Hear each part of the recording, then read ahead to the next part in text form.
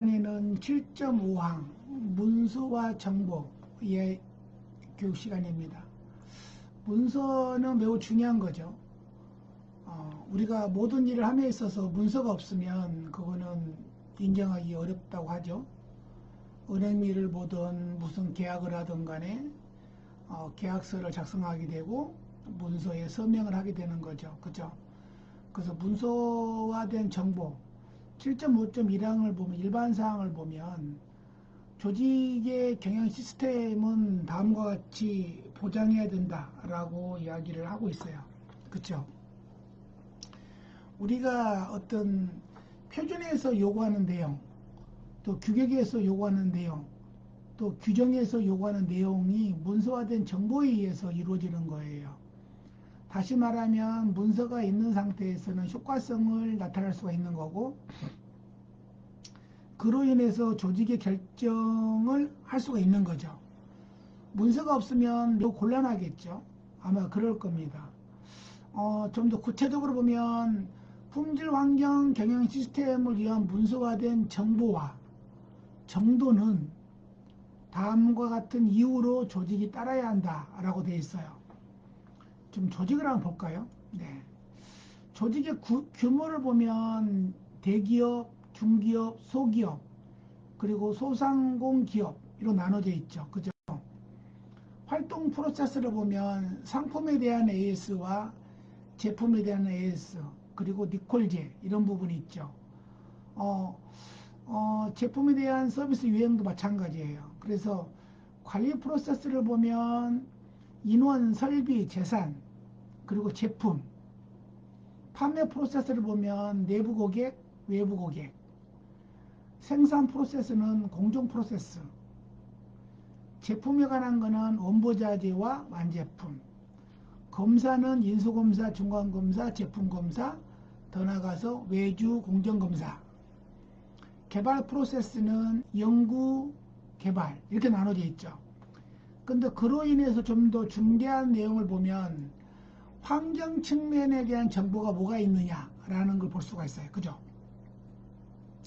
그와 같은 내용을 첫 번째가 업무 절차서가 있는 거죠.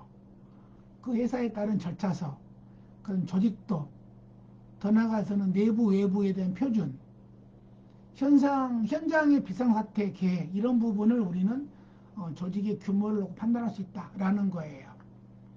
좀 더 구체화시켜보면 이런 거겠죠. 프로세스별로 복잡성이 있는 프로세스 상호작용을 보면 조직은 어디까지냐, 조직은 사람에서 심사 관련된 거 하나하나 읽어보면 사람이 관련된 거, 조직이 관련된 거, 활동에 관련된 거, 프로세스 관련된 거, 시스템 관련된 거, 대상 관련된 거, 결과, 데이터, 고객, 특성 뭐 이런 부분이겠죠.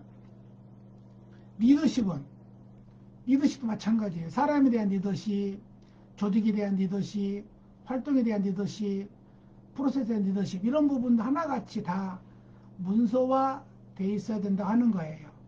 리스크도 마찬가지겠죠. 인원 채용하는 데 있어서 사람에 대한 리스크, 조직에 대한 리스크, 활동에 대한 리스크, 업무 절차에 대한 리스크 뭐 이런 부분이겠어요. 모든 게 다 조직, 리더십, 리스크, 지원, 운용, 성과, 개선 이 부분이 다 포함된 상황이라고 볼 수 있는 거예요. 여러분들이 회사에서 활동하고 있는 것들이 다 이렇게 똑같이 연결되어 있는 거예요. 그런데 우리는 심사원 입장으로 왔을 때에는 이 부분 어떻게 볼 거냐 이런 거예요. 그죠? 조직이 관련된 리스크를 볼 때에는 리더십에 대한 리스크를 볼 때는 이런 부분을 하나하나 일거해 볼 필요가 있는데 이 부분을 우리는 구체화 시켜 볼 필요가 있어요. 사람 또는 인원 관련된 프로세스는 먼저 사람이 있고요.